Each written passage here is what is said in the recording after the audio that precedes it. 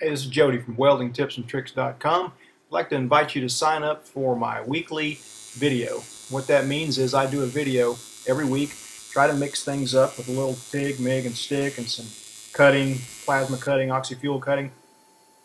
Sometimes a little heavy on TIG, but that's what comes through the door. So the way that you can sign up is just find a form like this or any form that asks you for your email, depending on if you're on my Welding-TV site or weldingtipsandtricks.com. And the reason that I'm asking you to do this is because I'm also hosting these videos using another service besides YouTube now. And if you're having trouble watching YouTube videos, most people that have trouble are able to watch them really well on the Welding-TV site. They say they load quicker, and some schools are even blocking YouTube now, so it just gives another option, and you'll get a link to the exact page where the video is, and on the day that it's done, and you can just go there, and it's really simple. You just get a very short email with basically a short description of what's in the video, and then you go right to the page, and you watch it, and no hype, no muss, no fuss.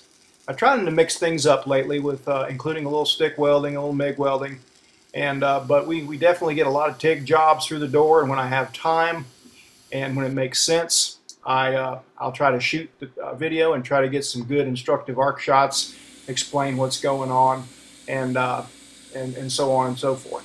So most of these are real jobs that come in at just a job shop that I work for, and that's why it's kind of heavy on TIG sometimes. That just seems to be what walks through the door, stainless and things like that.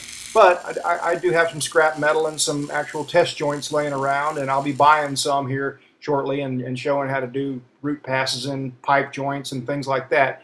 And we don't focus on perfection around here. I don't, because I'm not perfect, that's for dang sure. But I am willing to do something that's imperfect and put it out there for you to see, and then we can talk about all the things that went wrong. Sometimes I do some product reviews, not too often. I've done some things on strong hand tools on their tables. I talk about welding machine settings and what each control knob does, and try to mix it up as best I can, and different positions, some TIG welding overhead, walking the cup on just a T-joint, and then we talk about techniques that work for most everything. Things that work is what we try to focus on. And again, not perfection. This is a decent weld. It certainly isn't perfect, and that weld's not perfect there either, but certainly good enough for the application, especially because I know what these are. These are some remote control crawlers that are going to dig around in the sewers later on. So we're not perfect, but we try to do as good as we can and make good welds and pay attention to quality, and then talk about how to get better. Again, best I can. If I get different products to review or different joints to do, try to mix it up. A little downhill MIG here, a little uphill technique here, and sometimes in the past I've had time to slice and dice and check for penetration and to verify different techniques that we use. Here's a tip for getting a ground on something that's hard to clamp a ground on, just wrapping copper on there, and there's the weld that we did it on. We talk about how to prop sometimes when there is nowhere good to prop, and I'm using my TIG finger here to show a little bit of how you can steady up and make a pretty long run on a pipe joint. Again, some stick welding with a 7018. Here's a tip for using copper backing instead of argon, just when you don't really need argon, but you need something, and you don't want to have sugar on the backside of that stainless. Sometimes we do fabrication, short production runs and small fabrication.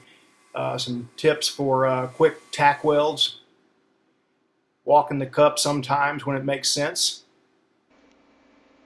And here's a tip for filling up a large gap using backing, aluminum or copper backing on stainless.